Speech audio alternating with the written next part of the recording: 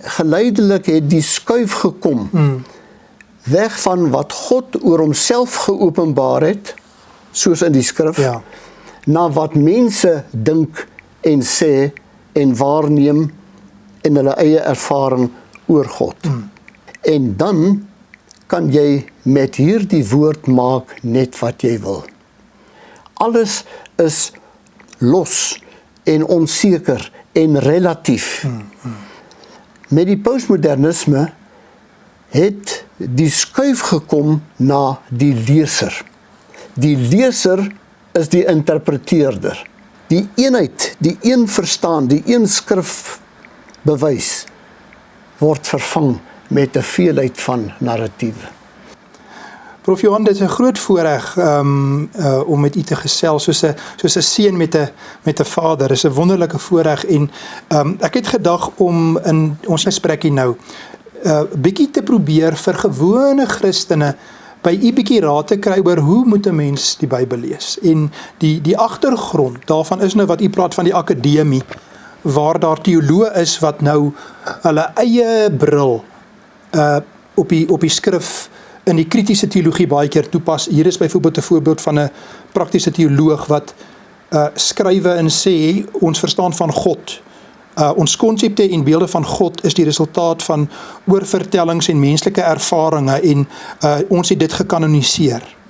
Ons verhaal het die verhaal van God geword. Hierdie kry jy in die kritiese teologie. Ons gaan later 'n bietjie praat oor posttheïsme en hierdie nuwe verstande van God. Aan die een kant kry ons hierdie soort liberale teologie en aan die ander kant miskien mense in die Pinksterkerke of charismatiese kerke wat boeke soos Joel Osteen byvoorbeeld sal lees en hy sal byvoorbeeld nou baie van sy boodskappe sal hy sê you have a right to be blessed, to be free, to be healthy, to be happy and to be whole. So as u vir Christene wat leuke is, wat nou tot bekering gekom het en hulle wil die Bybel lees, hoe lees jy die Bybel dat jy nie kom by hierdie interpretasies waar jy eintlik die gesag van die skrif versaak nie? Wil u bietjie net daaroor gesels uit die lewe, u het vir baie jare ook predikant gewees wat preek, eksegese doen, hoe moet 'n mens op 'n verantwoordelike manier die Bybel lees? As jy so 'n paar punte, 'n paar beginsels bietjie met gewone mense wil doen. Ja, met die postmodernisme het die skuif gekom na die leser.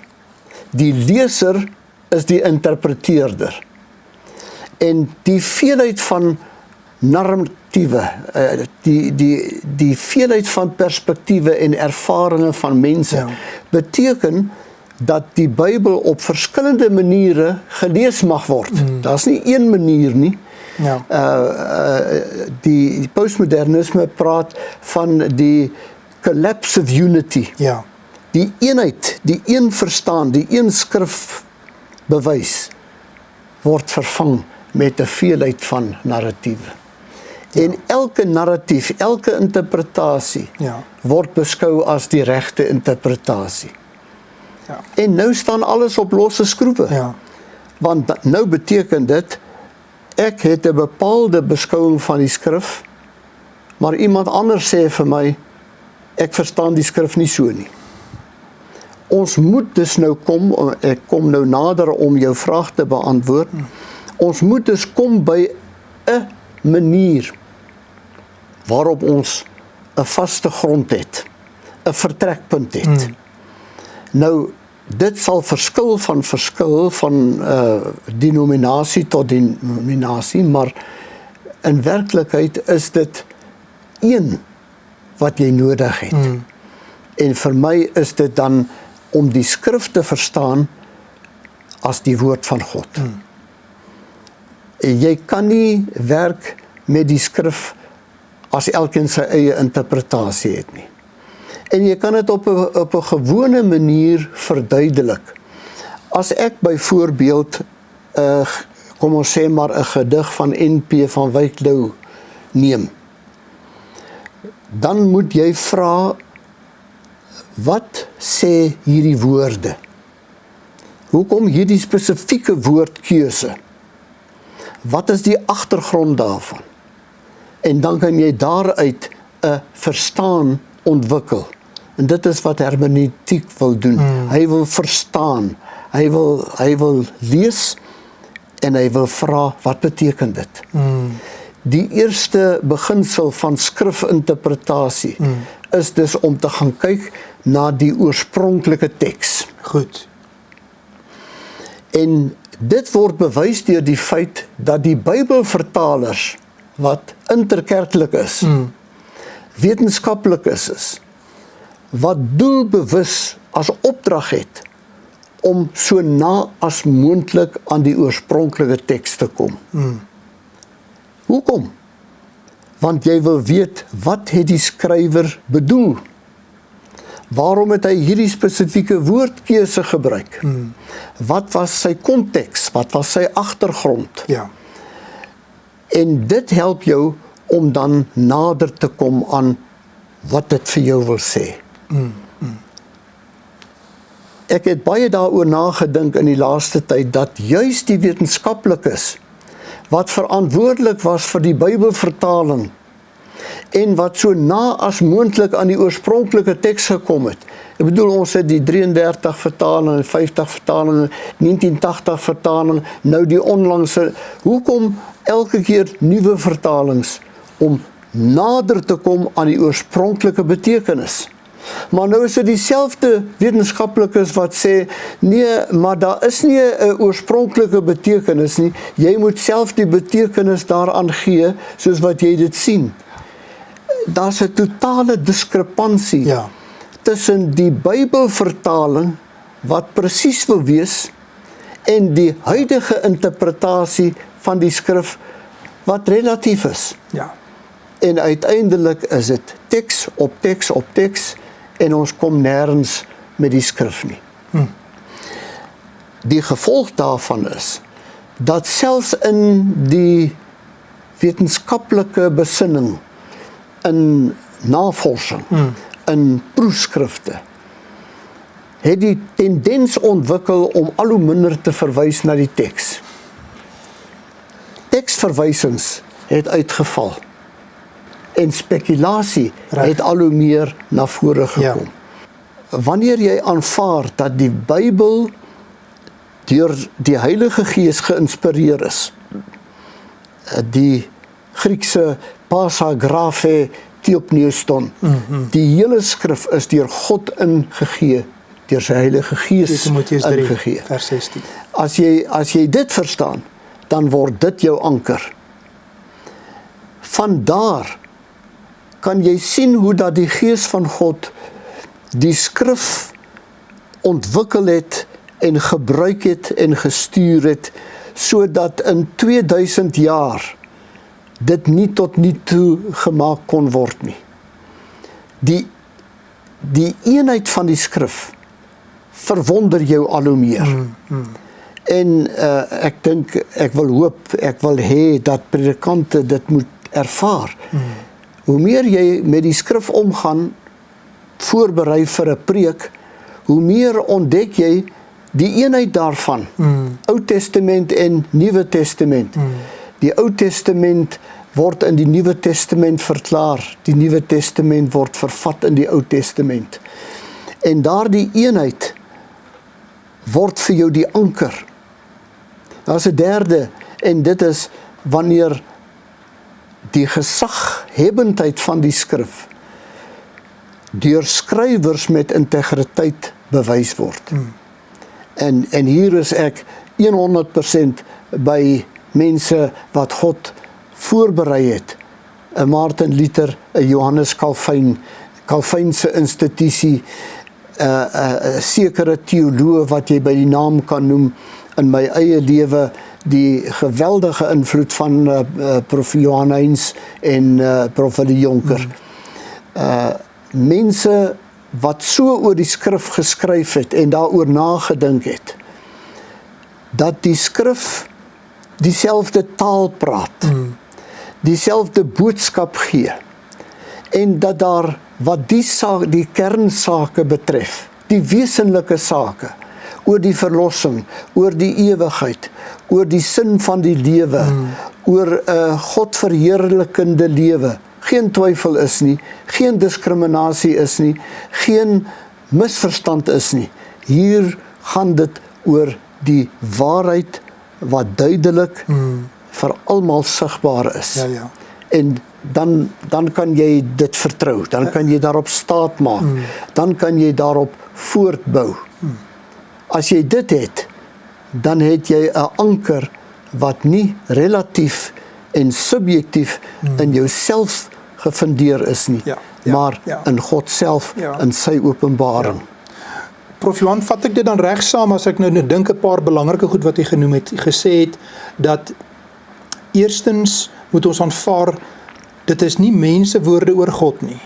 Dis die geïnspireerde woord van God. God het dit geïnspireer. God is die outeur van sy woord en ons vertrou in God se openbaring. Dan het hy gesê dat die oorspronklike bedoeling van die teks, nie hoe ek daaroor voel nie, nie oor ek wat dit wil interpreteer met my eie lens nie, maar wat was die oorspronklike bedoeling van die outeur? Ons wil verstaan die konteks waar dit vandaan kom. Dan het hy gesê, daar is 'n wonderlike eenheid in die skrif. So dit beteken ook dan, as ek reg verstaan, jy gaan skrif met skrif vergelyk, as jy nou 'n ding doen. En dan het hy ook gesê, kernbelangrik is die Heilige Gees, wat hom aan jou openbaar en bevestig dat die Bybel is die woord van God, en dan dat dit betroubaar is, het hy ook gesê. Ja. En dit is alles wat die Heilige Gees in jou bewerk. Ja. Wanneer jy wil weet, hoe moet jy die Bybel lees? Sonder twyfel, al die faktore, elkeen van daardie onderskeie faktore sou nou nog verder ontleed kon word, verduidelik kon word, en die implikasies daarvan uitgebrei kan word. Maar in wese is dit soos die geloof werk. Hoe word ek gered? Hoe aanvaar ek dat Christus vir my sonde aan die kruis gesterf het? Dit is 'n oortuiging van die wedergeboorte wat in Johannes 3 deur Christus self meesterlik verduidelik word. Dit is nie uit myself nie. Efesiërs 2 vers 8, uit genade is julle gered, deur die geloof, en dit nie uit julle self nie. Sodat niemand dit kan, is 'n gawe van God. En dit is daardie oortuiging dat die Gees van die Here my gees in besit geneem het, dat my in staat stel om 'n keuse te maak.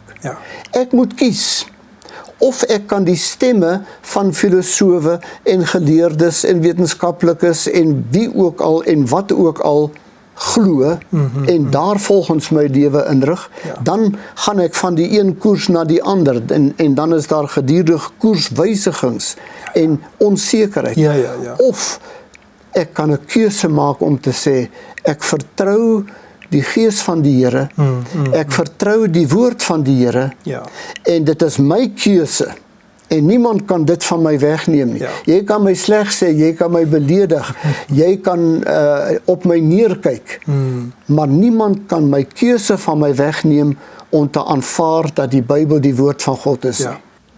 Prof Johan, as ek net kan, wil net verder gaan by wat hy sê, en ook, kom ons noem die Pinkster charismatiese mense, want terwyl hy praat, kan van daai mense miskien sê, dat niemand, maar ons het die Heilige Gees, en ek wil ook by u hoor, as ons tot bekering kom, as ons onder oortuiging van sonde gekom het, en die Heilige Gees woon in ons, en ons interpreteer in die skrif, en deur die Heilige Gees aanvaar ons die woord van God.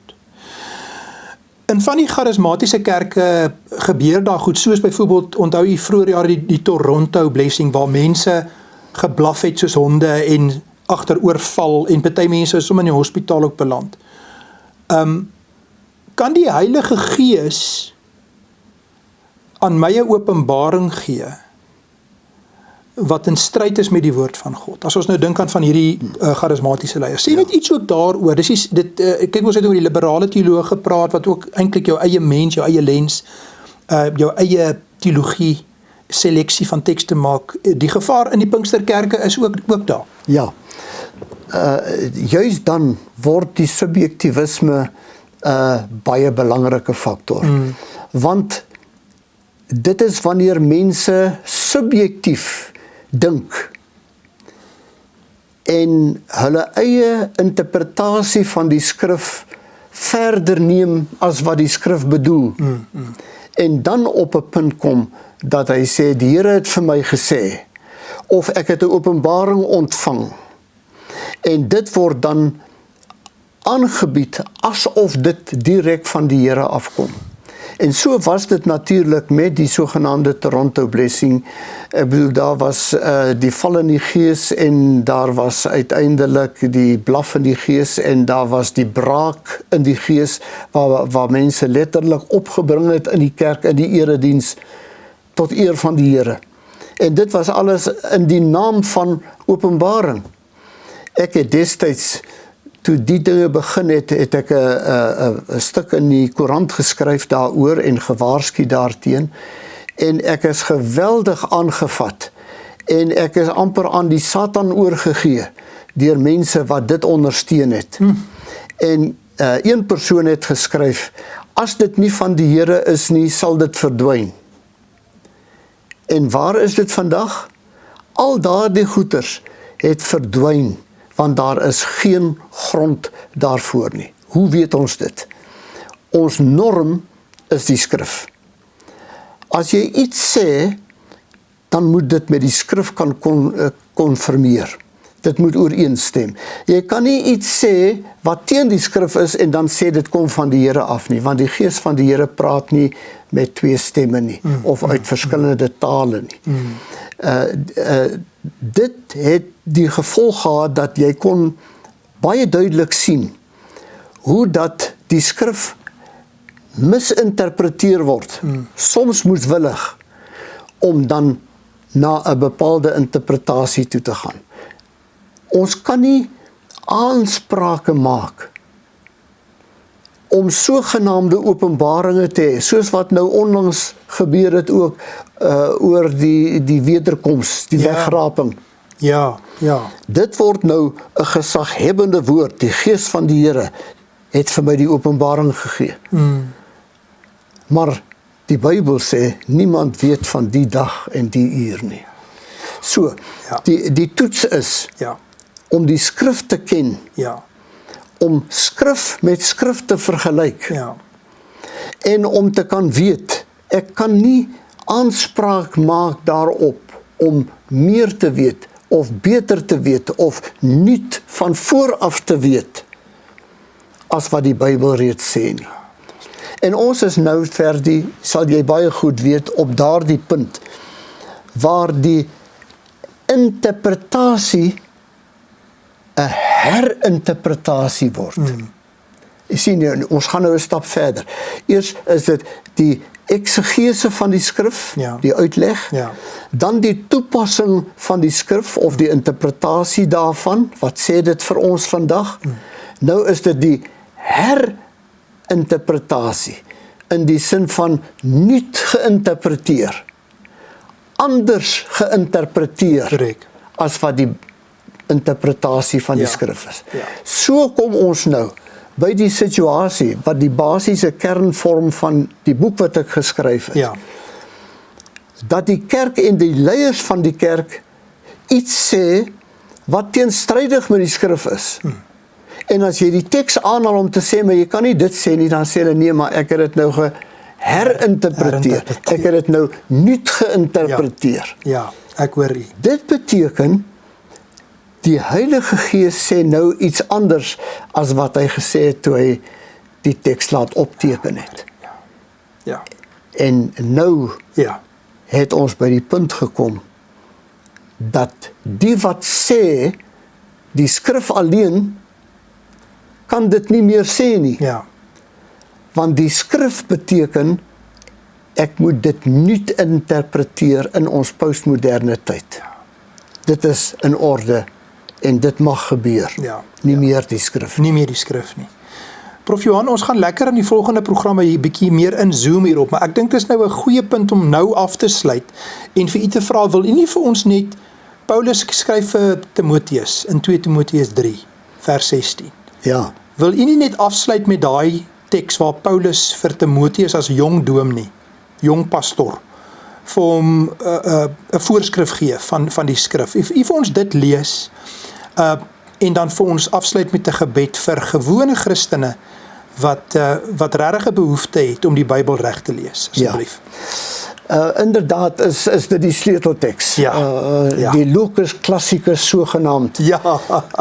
As 'n mens praat oor die Bybel en wat die Bybel vir jou is, dan moet jy daar begin. Die konteks daarvan is natuurlik dat Timoteus, die jonge Timoteus, blootgestel was, soos wat dit vandag is, aan allerhande stemme en standpunte en oortuigings, en as jong persoon wat gelowig geword het, met die vraag gekonfronteer is, wie moet ek glo? Wat moet ek hoor? Waaraan moet ek vashou? En Paulus sê, bly by wat jy geleer het, en waarvan jy seker is, omdat jy weet van wie jy dit geleer het.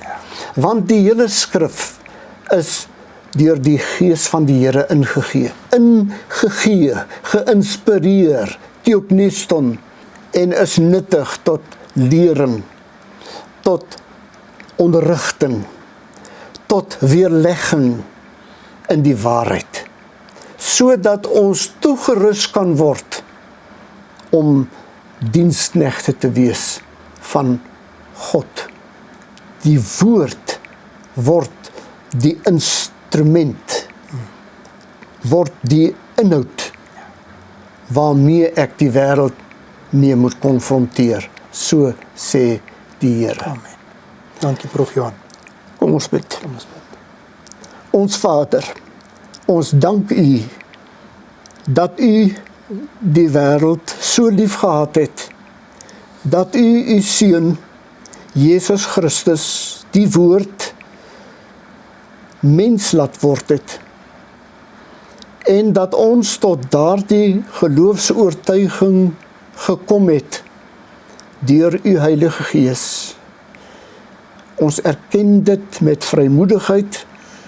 Dit is nie ons nie, dit kom nie uit ons nie, maar dit is U wat dit in ons bewerk het.